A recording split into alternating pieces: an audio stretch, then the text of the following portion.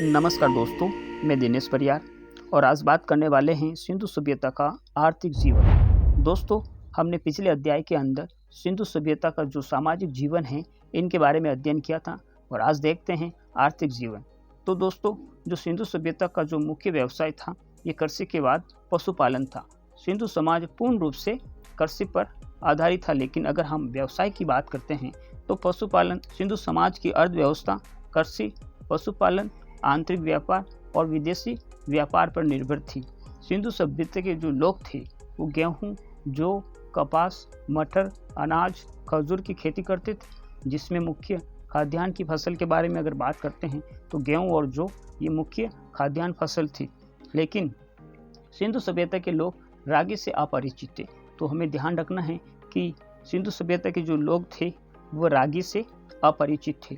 दोस्तों, सिंधु सभ्यता की विशेष बात यह है कि सिंधुवासी ने ही सर्वप्रथम कपास उगाया था, इसलिए यूनानियों ने इसे सिंडोन कहा, जिसकी उत्पत्ति सिंध से हुई नाम दिया। तुलनात्मक रूप से कृषि के बारे में बात करते हैं तो बहुत कम वर्षा वाला सिंधु प्रदेश आज बहुत उपजाऊ नहीं है, लेकिन अतीत के समृद्ध गांव और कस्बों से ये प्रमाणित होता है कि यह प्राचीन समय में उपजाऊ था। आज वर्षा लगभग 15 सेंटीमीटर है, लेकिन ईसा पूर्व 4वीं शताब्दी में अलेक्जेंडर के इतिहासकारों में से एक की सूचना अनुसार सिंधु भारत का एक उपजाऊ हिस्सा था। पहले के समय में सिंधु क्षेत्र में अधिक प्राकृतिक वनस्पति थी जो बारिश कराने में भूमिका अदा करती थी। इससे ईंटें पकाने एवं उसे कठोर बनाने के लिए लकड़ी की आपूर्ति होती थी।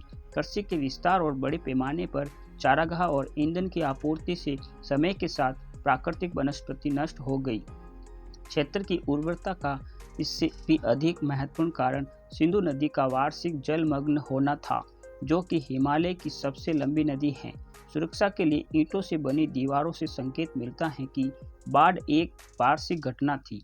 जैसे नील ने मिस्र का निर्माण कर वहां के लोगों की सहायता की, उसी तरह सिंधु नदी ने भी सिंध का निर्माण किया और सिंधु वासियों को समृद्ध किया। जल संग्रहण के लिए बांधों से घिरे गवर्बंद या नाला बलूचिस्तान और अफगानिस्तान के कुछ हिस्सों की एक विशेषता थी, लेकिन धारा या नहर का इस्तेमाल संभवतः सिंचाई के लिए नहीं किया जाता था। हड़प्पा गांव, जो ज़्यादातर बाढ़ के मैदानों के पास स्थित थे, केवल अपने लिए ही नहीं बल्कि कस्बे के लोगों के लिए भी पर्याप्त अनाज का उत्पादन करते थे। इन्होंने अपनी आवश्यकताओं के साथ साथ कारीगरों, व्यापारियों और शहर में रहने वाले अन्य लोगों के लिए निश्चय ही कठोर श्रम किया। तथ्य वे खाद्यान्न उत्पादन गतिविधियों के बारे में बहुत परेशान नहीं थे। मोहनजोदड़ो और हड़प्पा और संभवतः कालीबंगा में भी बड़े बड़े अन्नागारों में अनाज संग्रहण किया जाता था। संभवतः किसानों से कर के रूप में अनाज प्राप्त किया जाता था। साथ ही आपात स्थिति पड़ने पर या इसे मजदूरी के भुगतान के लिए संग्रह किया जाता था। यह सादृश्य अनुमान मेसोपोटामिया के शहरों से लगाया जा सकता है, जहां मजदूरी के रूप में जौ दिया जाता था। सिंधु सभ्यता के जो लोग थे वो सिंचाई के लिए तालाब, नदी, कुएं तथा वर्षा का जल इनका उपयोग करते थे, जो कि नवंबर के महीने के बाद में बाढ़ का पानी उतरने के बाद उपजाऊ मिट्टी में गेहूं और जौ बोते थे। फिर बाद में अप्रैल के अंदर ये फसल काट लेते थे। इस प्रकार अब तक 9 प्रकार की फसलों की पहचान की जा चुकी है। अगर हम फसलों के बारे में बात करते हैं तो चावल और गेहूं इनकी 3 किस्में, जौ की 2 किस्में, खजूर, तरबूज, मटर, राई, तिल, कपास इनकी 1 किस्म, इनकी अब तक पहचान की जा चुकी है। सिंधु सभ्यता के लोग फसल कटाई के लिए पत्थर की जो दरांतियाँ थी, जिसको हंसिया कहा गया, इनका ये प्रयोग करते थे, लेकिन कोई हल, कुदाल या फावड़ा नहीं मिला। अगर बात करते हैं कि कालीबंगा, जो ये प्राक हड़प्पा स्थल हैं, यहाँ से जुते हुए खेत के साक्ष्य मिले हैं। संभवतः ऐसा माना जाता है कि हड़प्पा सभ्यता के लोग लकड़ी के हलों का प्रयोग करते थे।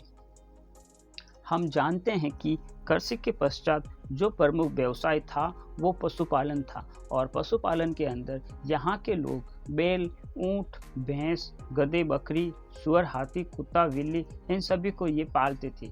लेकिन घोड़े के बारे में अनेक विद्वानों में मतभेद हैं, परंतु बात करते हैं तो सूतकोतड़ा में घोड़े के अवशेष मिले हैं। जो सूतकोतड़ा हैं ये गुजरात के अंदर हैं, यहाँ पे घोड़े के अस्थि पंजर मिले हैं। इन अवशेषों के आधार पर घोड़ा पालने का आभास होता है। सिंधु सभ्यता में गहाई की आकृति युक्त कोई भी मूर्ति देखने को नहीं मिली है।